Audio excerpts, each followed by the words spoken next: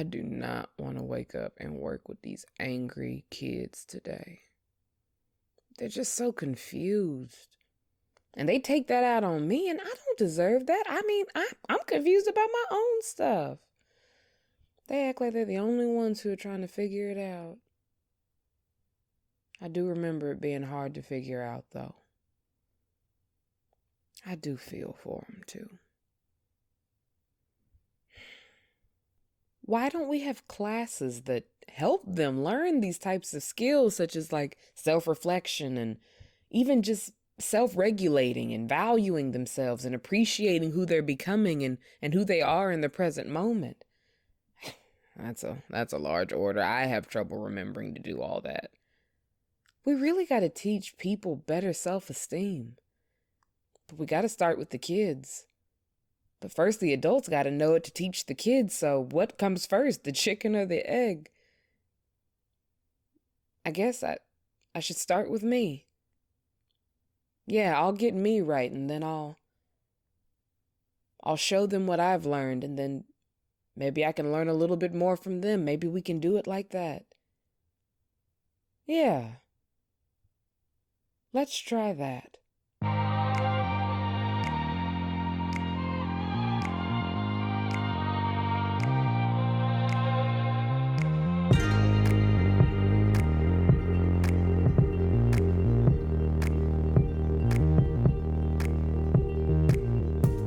Welcome back to Energy and Motion, everyone. I'm your host, Kalon. And if you didn't know, Ra loves the kids. Sometimes Ra forgets that Ra loves the kids, but I really do.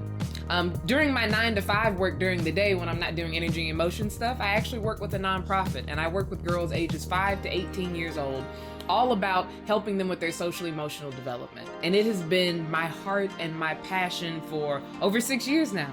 So I'm excited to share this episode where I get to talk to other professionals who also value uplifting youth. So this conversation is not just between me, not just between someone else, but two awesome women who are in the social work field. But before I get to introducing them, I want to make sure that you've subscribed. I want to make sure that you're following us at 3InMotion on Facebook and on Instagram, because I want to be able to talk back and forth with you about how this episode impacts you. And when it does impact you, because it will, I want to make sure that you share this with at least 3 people in your life, because self-esteem, self-care, self-love, what we're talking about today, is something that impacts everybody. Men, women, adults, children, everybody. So let's keep this conversation open. So without further ado, let me introduce you to today's guests. We had the amazing Dozie Oheri, creator of Choose to Do Inc., a nonprofit based in Houston, all about uplifting underprivileged youth and helping them to know their worth and their value.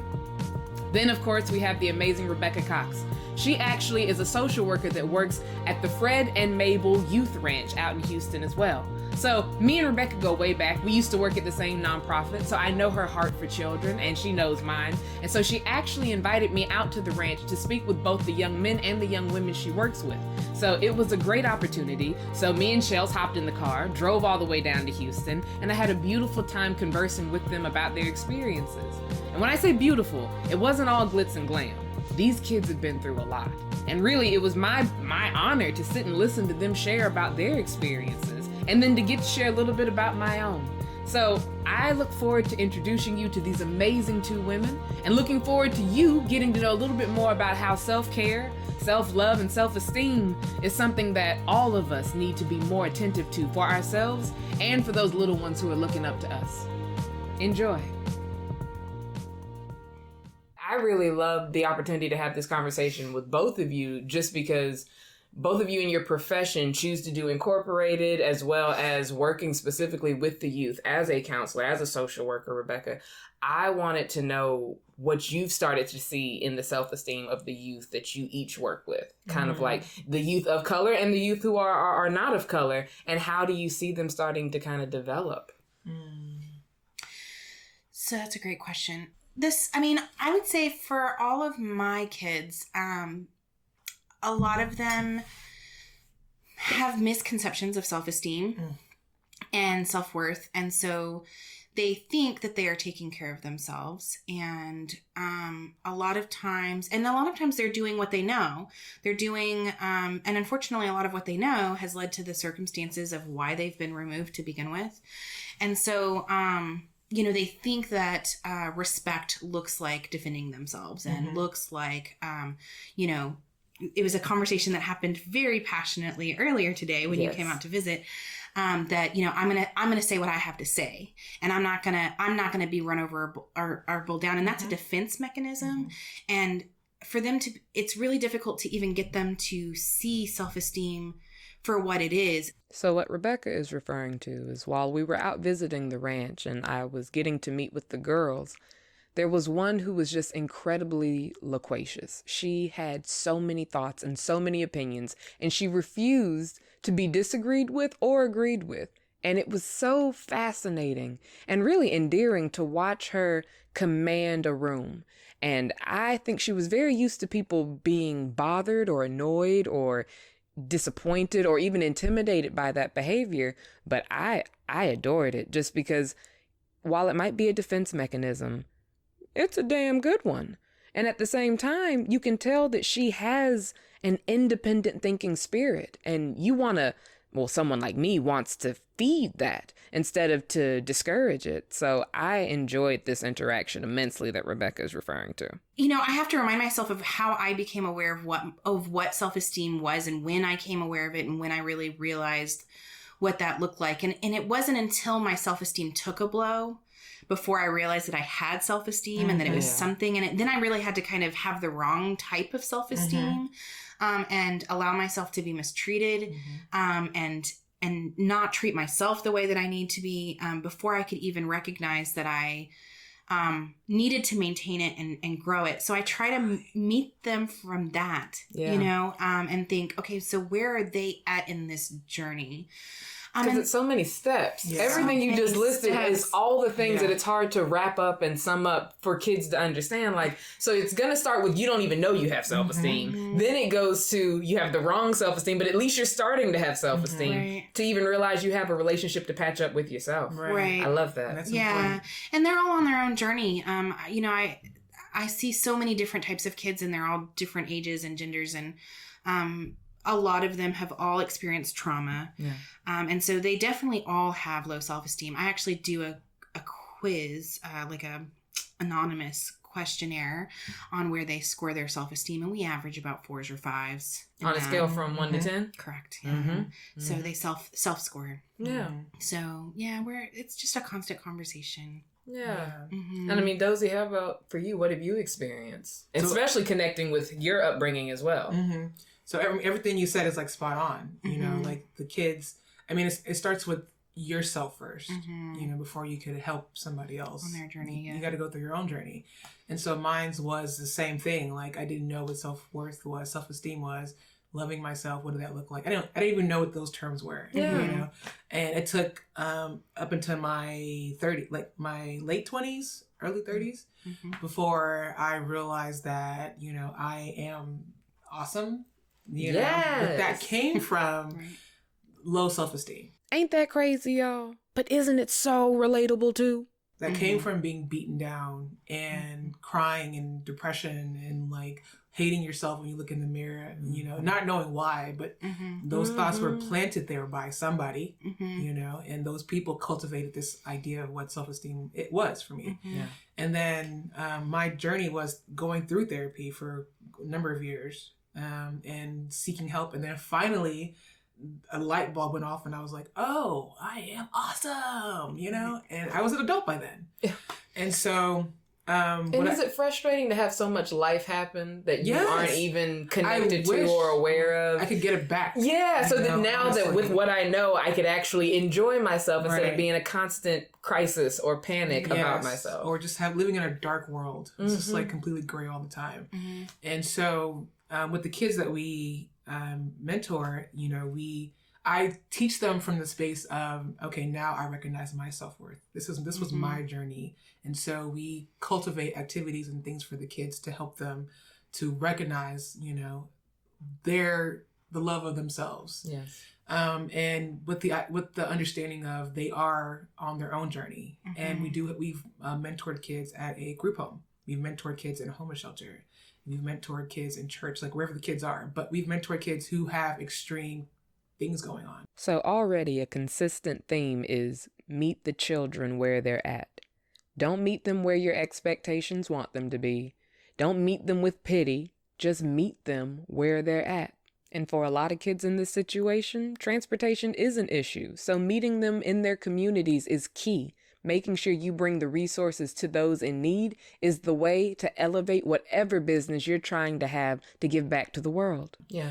And so the stories so what I recognize is the stories are the same in terms of like where, like how they view themselves and their self-esteem. Like they don't know what it is, you know, and they aren't recognizing like their power in having self-esteem, boys and girls. And it is literally the same. It shows up in different ways, but it comes from a root within a core place, you know, and that's not that the core place comes from not having the support, not having the things that you need to feel loved and to be able to walk in the world with, you know, with your head held high, shoulders up kind of thing. Yeah. So yeah, and I love you said that you guys score the kids on their self, you know, where they view themselves, and we do the same thing too. And I would love to, you know, learn about like what is it like for you guys, and you know, what is that? We do a survey for the kids before the class and then after the class, and so we see what, you know, how they view themselves before, how do they view themselves after. We get interviews for the kids, and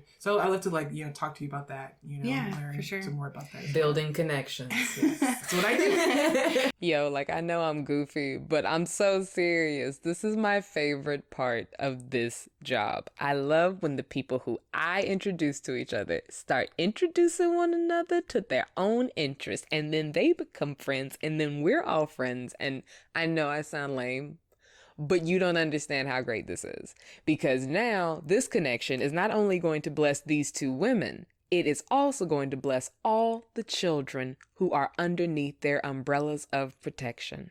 I love this. Well, and I just started that on my own because where my kids are in a homeless shelter, there's so much that they do not feel in control of, and the reality is they're not. Yeah. I mean, even for a lot of them, they don't have access to all of the people that they would normally talk to, and they've been removed from everything that they know, everything that they're familiar with, their school, their neighborhood, their community, their friends, their cell phone and technology sometimes, depending on the case. And so they're angry, and rightfully so.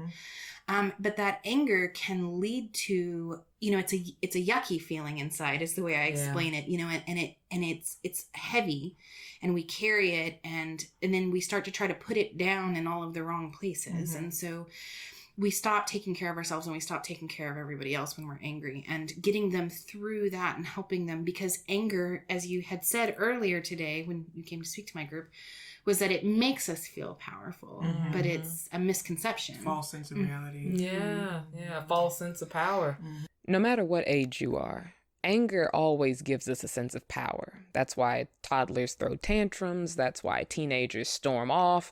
That's why, if you have parents who will let you storm off, let's be real about that. That's why adults have meltdowns. It's because anger makes us feel like we're in control of something. But it doesn't help. In fact, it often escalates situations that didn't even have to go there. And so when I was speaking with the youth that day, I really wanted to communicate to them that I know that anger is something you hold very near and dear to you because it makes you feel safe, much safer than feeling depressed or feeling vulnerable or feeling anxious does. But don't give in to the lie of the idea that anger actually fixes you. It does not protect you.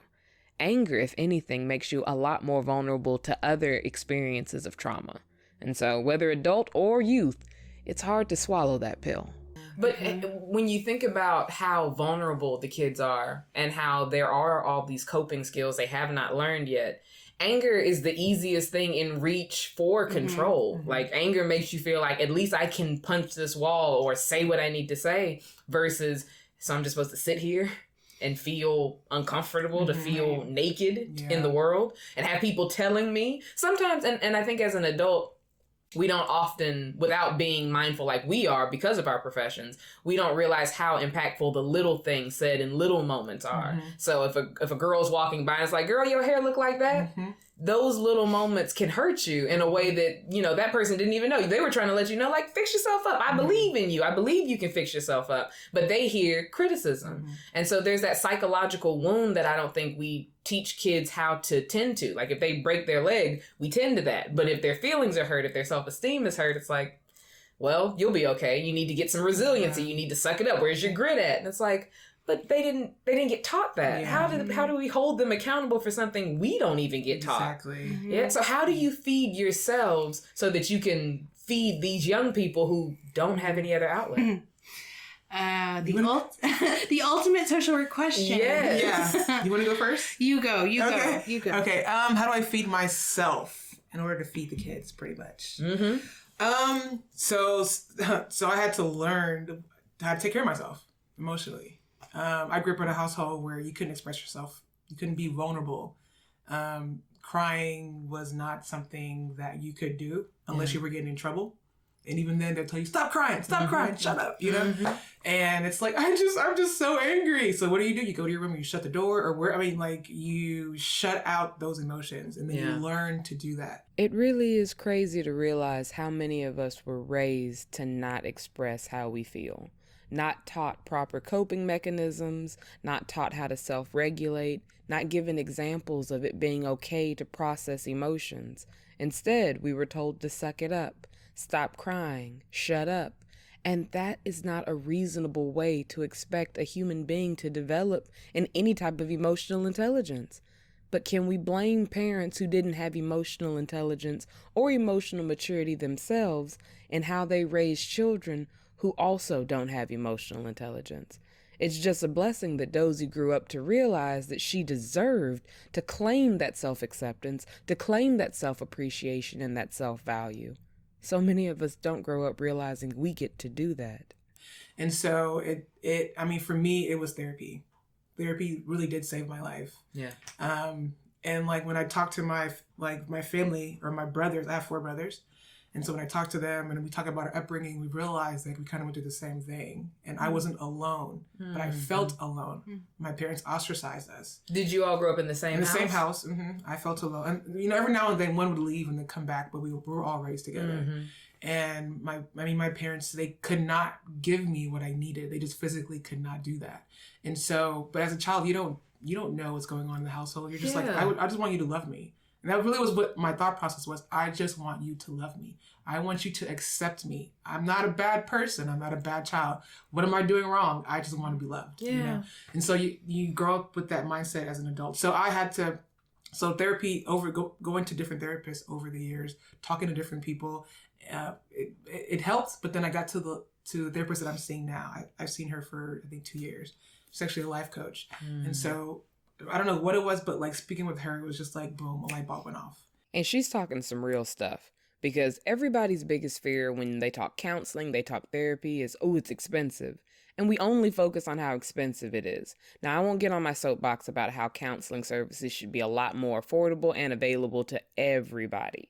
However, if we could focus on what you gain from that investment in yourself, into counseling, into a therapist that you can have a proper relationship with, or a life coach. Therapists aren't for everyone. Sometimes a life coach can be the perfect guide to help you get on track. But the key thing is finding someone who you connect with, who can help you connect with you. And that is invaluable. That is a level of self-care so many people aren't willing to invest in. And that's what we have to talk more about. Not how much does it cost, but what will I get out of it? If I invest in it, will I need to do it forever? And very likely not. It might be a situation where you just need to check up every once in a while, but it's worth looking into. Yeah. And that's when I realized, like, I don't have to hate myself anymore. You know, I don't have to, look at myself and think I'm the ugliest person in the world. Like, my skin color is beautiful. That's another element too, as a person of color. Like, you walk in the world thinking like you are ugly because of the color of your skin. And the darker your skin is, the uglier you are, And that's something that's also like ingrained within the family unit is like, our skin is ugly. Our skin is ugly. And your family doesn't understand like that comes from, a specific place, which is race, and racism and white supremacy, and those things play a part. And so you pass that down to your kids, you don't even recognize like you're doing disservice to your children, you know. You don't even know the disservice. You don't. Exactly. Mm-hmm. You don't recognize it within yourself as the parent, you know. And so that day, that meeting with my current therapist, she's the one that like helped me to see that I am awesome. Yeah. And so my self-care is going to see her. Now, she's expensive. Yeah. So I can't afford her all the time. Yeah. You know, but she's given me enough tools to, like, I journal. Mm-hmm. Writing for me is a big thing. And even that, I fall off on doing that. But, like, it's the grace. She's given me the grace to just be myself. Yeah. Mm-hmm. Good and the bad. Yeah. You know, and that, I needed that for myself. And so I accepted myself for who I am. Yeah. And isn't it crazy how sometimes, not just only as women, but we need someone else to give us permission to allow us to be. Yeah. Like, we couldn't give it to ourselves. And I don't understand that other than this is our society. But how about your experience? You know, I've thought a lot about this when you first mentioned that you were going to ask it. And I don't know if I've fully found the answer. But, I mean, for me, my household in some ways was a lot, well, in a lot of ways it was different, but I have two sisters, and so I grew up in a family of girls, and, you know, my identity in the very early years was very much based off of you're pretty. And specifically out of my sisters, I would be pointed out as pretty. And so it wasn't until something happened physically to me that my physical appearance changed and I didn't feel pretty anymore. And people stopped commenting on how pretty I was as much. And I was in puberty and it was a really awkward place. But, you know, my household had mental health that was not addressed because we had a beautiful house on the outside and a mess on the inside and nobody could see it. And so we isolated ourselves, and I always say my family's kind of like a puzzle. We make a picture, but the pieces are a little broken, and so we have to kind of like cram it in together sometimes, you know, to still make the picture. And so I think for me, you know, we all went separate ways, and my sisters and I have a little bit of a different experience in that. But my way was, you know, I dropped out of high school. I stopped living at home regularly. I was staying with friends. And for me, I think deciding to be a part of a solution to a variety of problems I saw, the problems in the school system, the problem in the support system, the problem in, like, my family couldn't get help. And I would literally call for help and there would be no help that came. And so I was like, that's not okay. Yeah. Yeah. You're okay. Yeah. I am okay. Yeah. You are. I just never talk about it. Yeah, I'm thankful you're talking about it. It's good to let it out. See, what I love most about this moment isn't just the blatant vulnerability. That part, absolutely. What I really love is how Rebecca is able to not only release and acknowledge her history and her experience with us in that present moment, but she's also able to self-soothe and self-regulate, to reassure herself that she knows she's okay. She knows she's on the other side of those experiences, but it doesn't change the fact that she can also validate that what she went through was heavy, and it was a lot, and it was scary. And then to be able to appreciate the fact that she is now in this present moment standing here telling that story, when maybe at that time when she was going through it, she couldn't imagine being on the other side. Those type of stories get us emotional. Those memories get us back into those moments in which we need to release, we need to cry, we need to breathe through it. And I'm just excited that me and Dozie could be a safe space for her to experience that in, so that we could see the strength of Rebecca. Yeah, and so I went to school and, you know, I learned a lot about social work and counseling. And originally I was in psychology. And I kind of took my own journey of just like missteps of like bad relationship, of bad friendships, of all of those things. And I finally just kind of figured out, and I actually, I went to a very humble place. I was living in a travel trailer while I went to college, and it was just me in this tiny little space. And I found who I was. I went to therapy, and I didn't have the influence of anybody else. And I only cry about it because I spend so much time talking about other people that I don't always, and this is why I was like, this is the ultimate social work question, because in self-care, Go on. Uh-huh. You talk about it a lot more than you practice it sometimes. Yes. I can attest to that. Mm-hmm. True story. Man, isn't it the easiest thing to tell someone, take care of yourself, take care of yourself? But isn't it so hard to remember to take care of your actual self? That's what it's like with self-care and being a helping professional. You're constantly preaching and on your soapbox about self-care is key. You need to have time to process. You need to practice your coping mechanisms. And then we forget to tell ourselves. And it's a damn shame because you can't fill from an empty cup. And that's why we have to be willing to put ourselves first. That's why we have to be willing to process our experiences from the past so they don't affect our experiences in the present and in the future. It's inevitable that some things will catch up with us. But the more self-aware we are by practicing self-care and practicing self-reflection, the more prepared we can be to acknowledge and articulate what we're feeling when it arises, and then to deal with it in a logical but also emotionally intelligent way. And then keep it pushing. And so, you say, oh yeah, I'm going to practice self-care. And so I take a bath or I journal. I get my nails for the first time in 6 months. Mm-hmm. And I take a nap, I did some restful things. But I don't always reflect back on the journey that I've come from. And so, to be a high school dropout and to have a master's degree and to have been through unhealthy relationships and on all of those things, that journey took me to a place where I can genuinely look people in the face and say, I know that your journey is hard and I want to help you through that. And I can relate to them. And so I think that just taking the time to remember the journey. And that's why I said I do go back to where was I at when I went through this? Where was I at when I was your age? What was my experience? And my experience isn't your experience. Mm-hmm. But that takes me to a place where I can try to ask them. And so I do a lot of those little things for self-care. And for me, giving back that was the whole reason why I did it. Yes. Yeah. Oh my gosh, I say it all the time. What the work that I do is my salvation. Mm-hmm. And it's a little bit selfish in that, but is. Also, I mean, I need this. I need it as much as it needs me. Yeah. There's a mutual beneficial relationship with it. That is exactly what it is. This work that I have chosen to do, this work chose me. And while it is beautiful for me to see myself help other people heal, I would be bullshitting if I said that it wasn't helping me heal too. Every time I help someone else make a connection, it makes me connect deeper with myself. Every time I see someone find the resilience they didn't know they had, it encourages and empowers me to remember there are aspects of me that I still get to discover within me. It might not always be the same scenarios that are teaching me things, but I always learn something.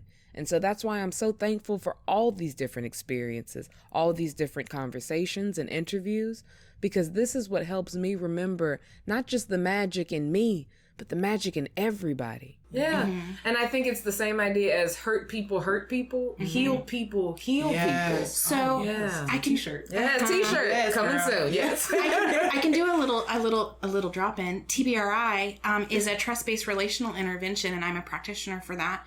It came out of TCU and Karen Purvis Institute of Child Development.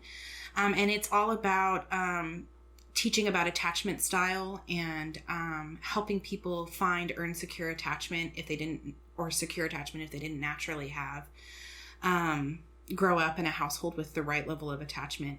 And so, but in that journey, it talks about healing from trauma, and it talks about being able to take your own journey and find that drop in, and getting those types of trainings help me too in being able to try to meet a kid where they're at and see where they're at on their journey, and helping. It's not just the kids. I have to help the staff and the other people who work with these kids get on their journey. It's a community growth that we're trying to achieve. Listen, if you are not familiar with TBRI, let me go ahead and tell you it is something that you want to get familiar with. Whether you work with kids or really just want to have a better understanding of your adult working relationships, TBRI helps you to understand how attachment styles from childhood are impacting the ways that adolescents and adults alike build relationships from here on out. It really is always key to go back to the past to see where these patterns started and came from. And TBRI does the research and can help us to understand the chemical, hormonal, and emotional reasons that people are just trying to meet their needs. They go about it a whole bunch of different crazy ways to the rest of us, but at the end of the day, they're all seeking to just meet their needs however they can. TBRI helps give perspective to that. So if you're interested, look it up. But, you know, for me, where you talked about your race and culture, it was the opposite for me in the sense that because we were white, we couldn't have food stamps. In my household, because we were white, people couldn't know that we were struggling, and so it wasn't until I got my first job working at a nonprofit. There I was with the table tapping.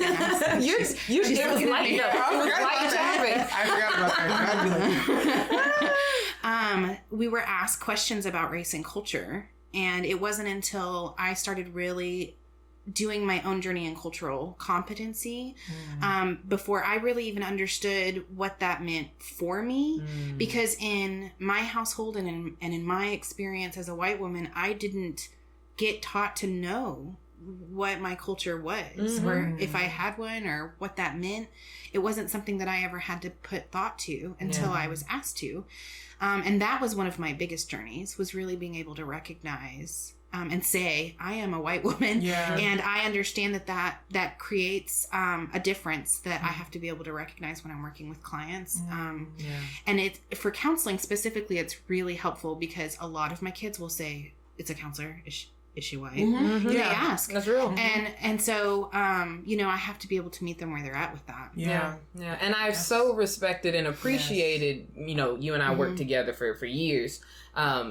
How when you asked for me to come out, you specifically asked, you're like, my kids need someone that looks like them to tell them the things that I'm telling them. Like, I'm telling them they can do anything. I'm telling them that they're great. And it's hitting them, but I don't think it's sinking in. And then you have intentionally created spaces and reached out for resources for people who look like them to come in. So not only, and it's so awesome. It's not only that you're giving us opportunities as healed and healing people to heal people, but now they see you as that ally. They see you as someone who it's like, she doesn't look like me, but she empathized in such a way that she's going to get me the help so I can help myself. She didn't pity me. She doesn't think less of me, so she's helping me out because she's a white woman. She believes in me, and she's going to help me see that in other people, and other people will see that in me. And that just meant so much. So that's why earlier, getting to talk with her kids, the boys and the girls, blessed me tremendously. Because they were vastly different, but they all wanted the same thing, which was to be heard and to be valued and to be forgiven.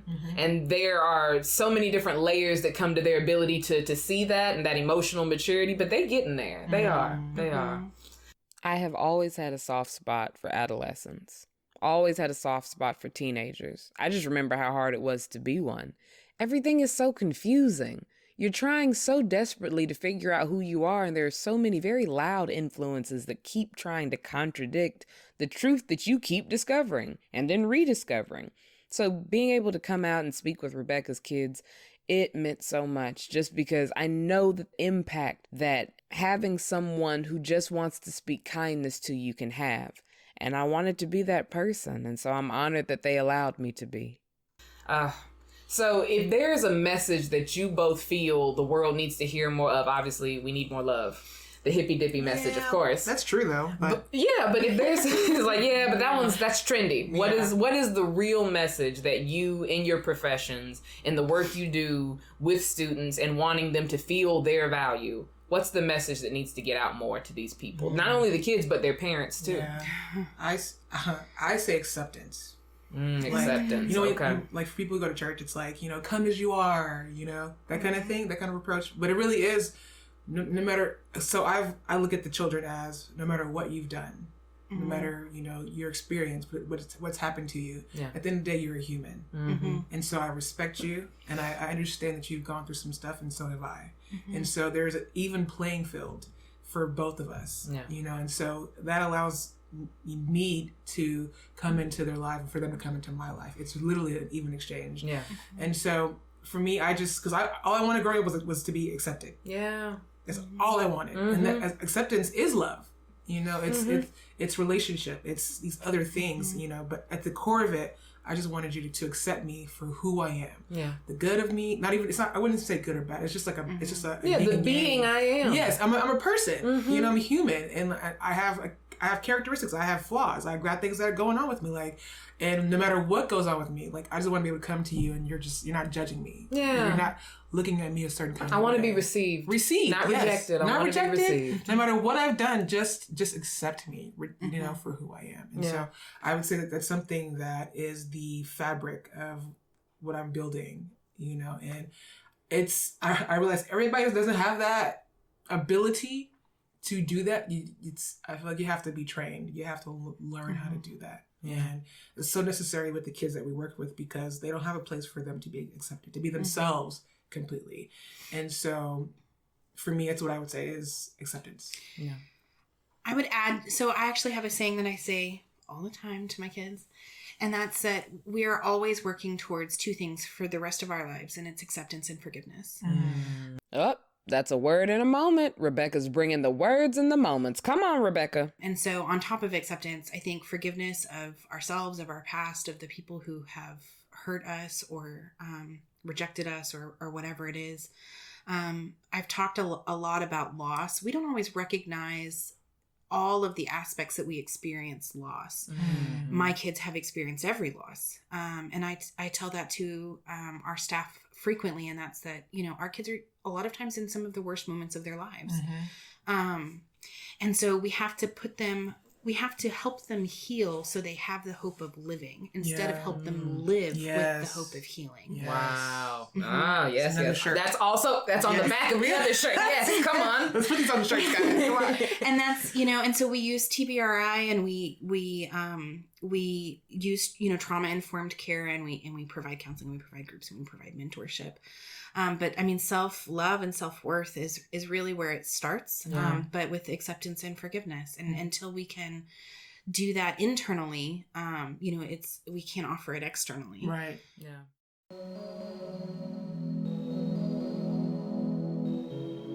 Dear younger me, it's okay. I know there's a lot going on right now, and I know no one's really stopping to explain it to you. But we'll figure it out together. You are not in this alone. I want you to know that I forgive you for mistakes that you think are so huge right now that I really don't even remember the details of at this point. I also want you to know that the qualities that you think other people might have trouble accepting are the things that make the most beautiful people in our lives right now adore us. You are precious. You are special. Oh, sweet girl, you are so much more than enough. You are more than you could ever imagine. And I know it seems uncomfortable to hear that right now when sometimes you feel like so little. But you are so much more. And I'll be here every step of the way to remind you, to celebrate with you, to put you on a pedestal, and to teach you how to love you. I'm not an expert at it necessarily just yet, but I've gotten to a point now that when I look back and I think about you, I've cried tears of joy at your resilience. I'm thankful that you were able to stay as genuine as you have. And I'm thankful for you living inside of me. I'm still that big, sweet-hearted girl. I'm just a woman now who knows a little bit more. But just keep doing you. I promise, it only gets better from here.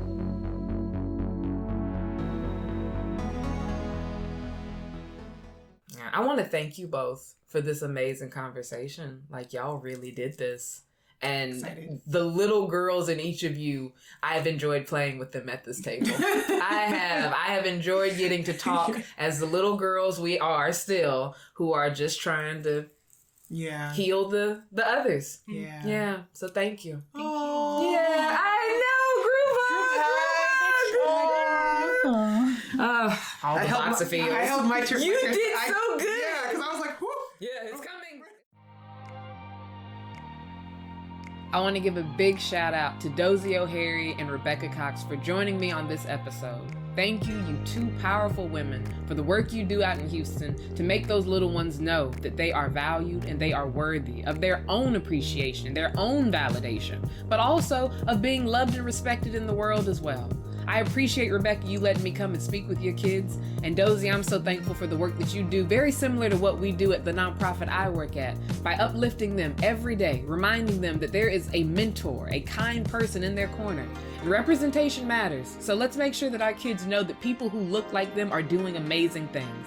Let's keep that work up. So thank you all for tuning into this episode. I hope you learned something and took something away and could reflect on something about yourself as well. And if you did, make sure you share this episode with someone. They could do some self-reflecting, I'm sure, too. So here, as always, at Energy in Motion Family, you get to feel whatever you might feel. And you will always, always deserve to heal. Peace.